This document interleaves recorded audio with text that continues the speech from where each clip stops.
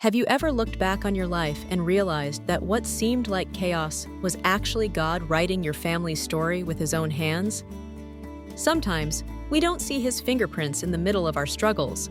We only see disappointment, confusion, or heartbreak. But years later, when we turn around, we notice that every tear, every closed door, every delay was perfectly timed, part of a bigger design that we couldn't see then.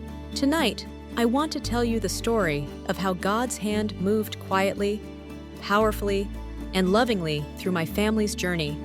A story that began with loss, but ended with grace.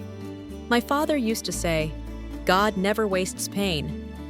I didn't understand that when I was young. I just saw the pain. Our family was once full of laughter. We had family dinners every Sunday, we prayed together, and we believed our life was steady. But everything changed the year my father's company shut down. Overnight, the security we depended on disappeared. Bills piled up, tempers rose, and faith began to crack in places we didn't even know existed. I remember one night hearing my parents arguing in the kitchen, their voices low but heavy. I was 12, my little sister was crying in her room. It felt like the sound of our world falling apart. But the next morning, my mom did what she always did. She packed our lunches, kissed our foreheads, and said, "We'll get through this. God's still in control." At the time, those words sounded small, but they were the seeds of something greater. Weeks turned into months, and my dad still couldn't find work. We sold the car, then the house. We moved into a small apartment on the edge of town. That year, Christmas came with more prayers than presents. Yet somehow, the love between us grew stronger. My parents prayed together every night, sometimes with tears streaming down their faces, sometimes in silence. Have you ever been in a season where you wondered if God had forgotten your family? Where every prayer felt like it hit the ceiling? Maybe you're in that season now, wondering why things are falling apart, asking why good people suffer, or why the answers seem delayed. If that's you, please listen closely. God's silence doesn't mean His absence. His hands are still moving, even when you can't see them. One evening, just when we thought things couldn't get worse, the landlord came by with an eviction notice. We had 30 days to leave. I remember my father sitting at the kitchen table, staring at the paper, completely still. My mother placed her hand on his and whispered, "Let's pray." They bowed their heads, and for the first time, I saw my father, the strong, proud man I'd always known, cry.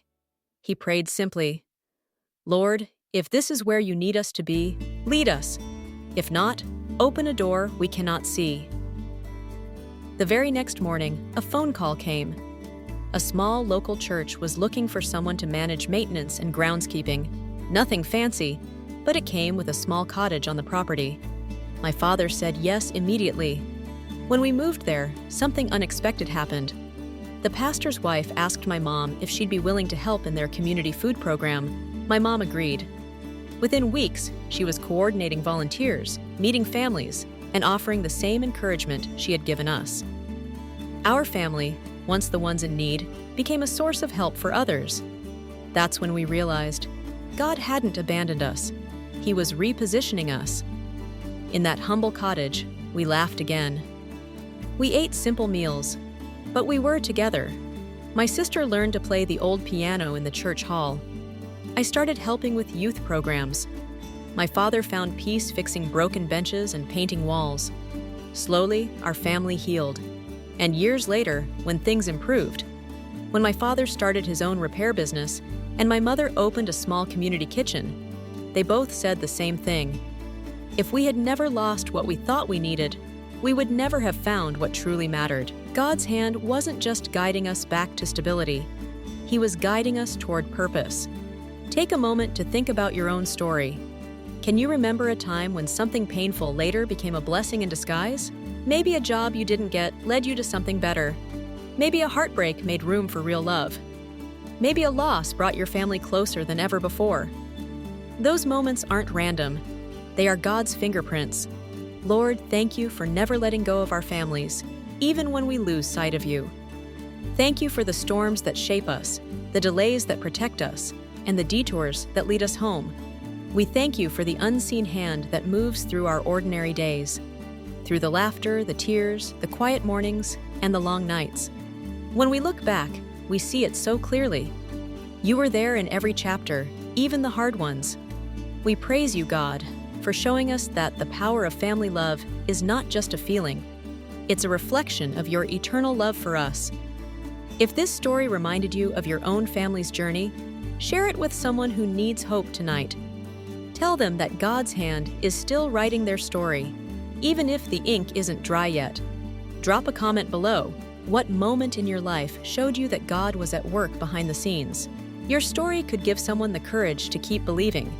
And don't forget to subscribe to A Gift Called Family, where we share real stories of faith, healing, and how the power of family love reveals God's heart in every home.